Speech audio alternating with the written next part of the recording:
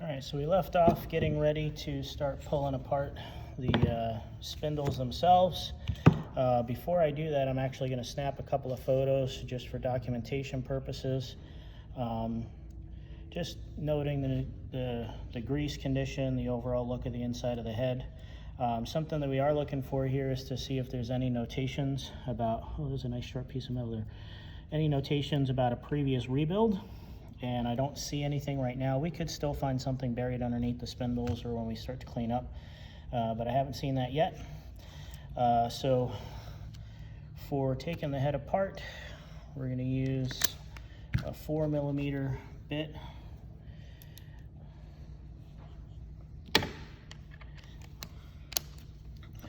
And sometimes this is enough all by itself to take the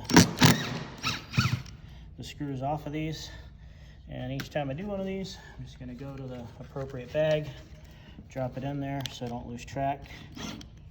Ooh, wrong one.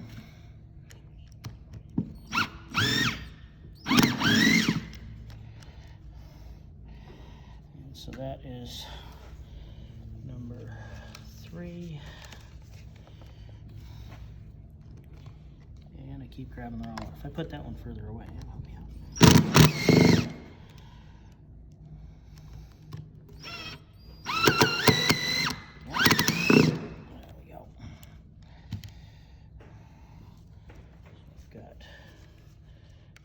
Two and number 4. And these parts really are not a big deal if we exchange them. They're just bolts and washers, as long as we don't mix what's on one type of spindle with another type or a different ER size spindle and things like that. These are pretty straightforward. Now on this head, you'll notice the transfer spindles use a snap ring. That's going to be indicative of all the old style of heads with the adjustables and the non-adjustables.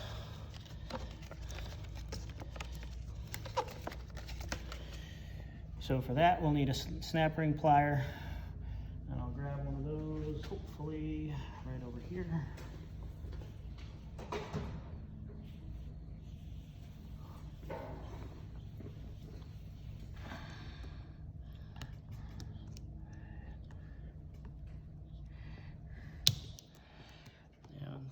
Theory, this is transfer spindle number 2, because that's going to be number 1, and so we're counting 1, 2, 3, 4, 5, and 6. So keep track of this. Is again like not a precise component that I'm worried about getting it in the right baggie per se, but the overall practice of putting things in the right baggies is important, so I'll still do that.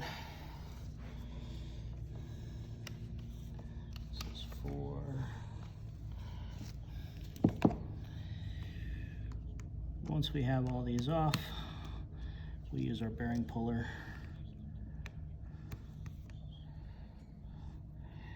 And I still have 2 transfer spindles that's stuck in the other side.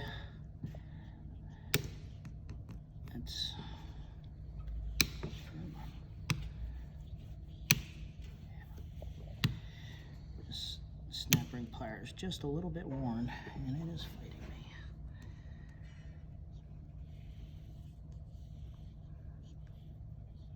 There it is. Oh, and it shot away.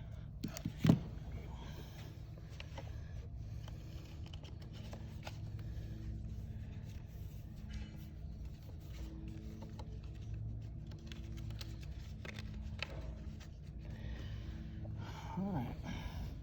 We'll get to those, but for the time being, I'm going to start pulling some stuff. And what I want to try to do, ideally, I would get underneath this gear and pull it up. We really can't do that most of the time, and so I've just gotten used to the fact that it's easier to put a sacrificial screw in there. And we have a few of these in the multi-spindle head box. If you look, you can see this one's been cut into flats on the side. That's so that we can still twist it if it gets stuck in there for some reason. But we use this because otherwise the point on the puller jaw is going to damage the threads of the spindle. And then if we do that, that's our fault, and we end up replacing it for the customer at our cost. So not much fun. And that's where the second gun's gonna come in handy. Big thing about using the puller is getting it lined up as squared as you can, not off sides, not sitting at a twisted angle like that. Especially the hand puller is pretty floppy, so getting it to line up with a pretty good center can be a challenge. You kind of have to have a feel for it, and it helps to support it. I am going to try the first time to pull with the gear. There's no problem pulling with the gear as long as it'll grab and pull. So in this case it is.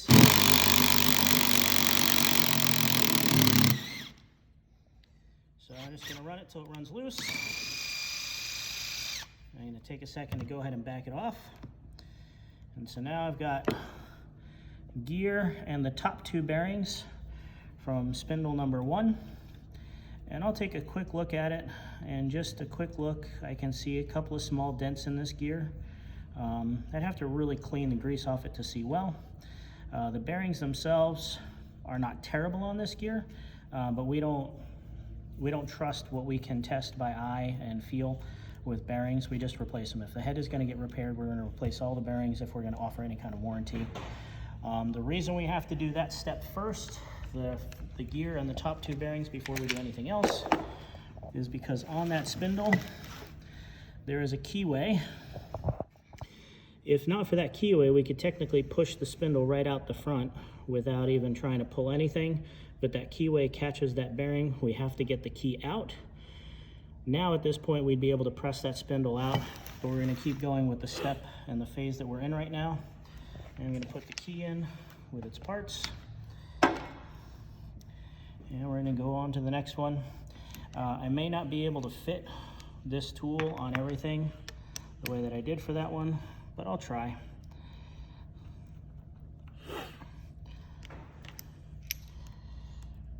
And after we get this second one here, I'll show you how I'm going to do one of the transfer spindles, since I'll have better access.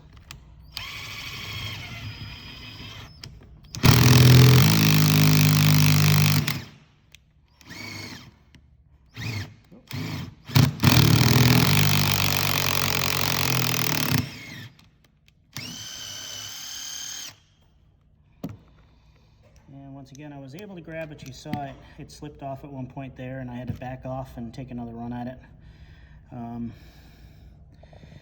All I'm really looking for here, I'm not doing a minute inspection. Like I said, if I rebuild this head, I'm going to want to replace all the gears anyway, but I'm looking for significant evidence of damage. I'm not seeing that, which is a good thing, but I'm still looking for it. And this is my spindle number 2.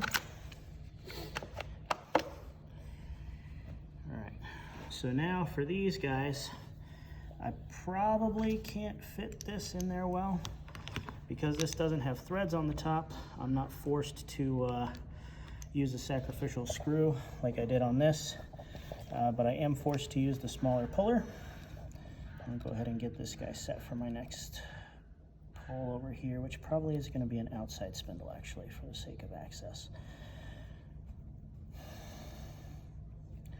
Now sometimes you can take a whole transfer spindle and pull it out past things, but a lot of times the bearings of another spindle get in the way of that. This would be a good example where this one's not going to come out past these, but once I pull these off, if these were out of the way, it would come out. So we're going to keep going around here. I'm going to try to see if I can. I think we're actually going to have to go outside, outside, inside, inside, and then get to those just for the sake of space. So sometimes you just have to work in the order you can get to things, and this is the order we can get to it in.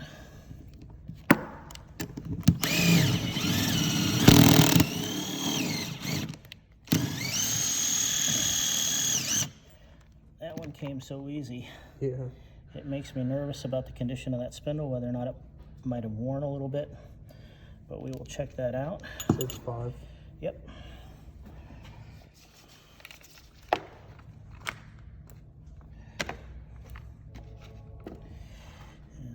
going to switch over to 6.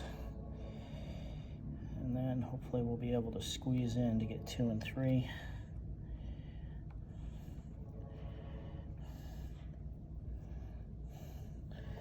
Now, one thing I can do at any point in this process is just get some of the grease out of my way.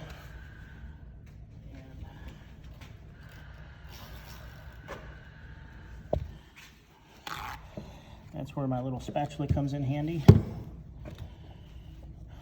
And in this case, I'm just going to take and scrape some of the excess that I can get to off and just put it on a paper towel.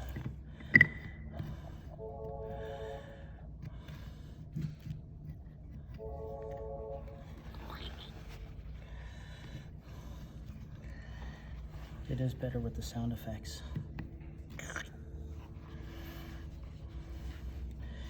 And I would imagine that if I was to do my magnet test again, the magnets would very happily stick to this whole lump.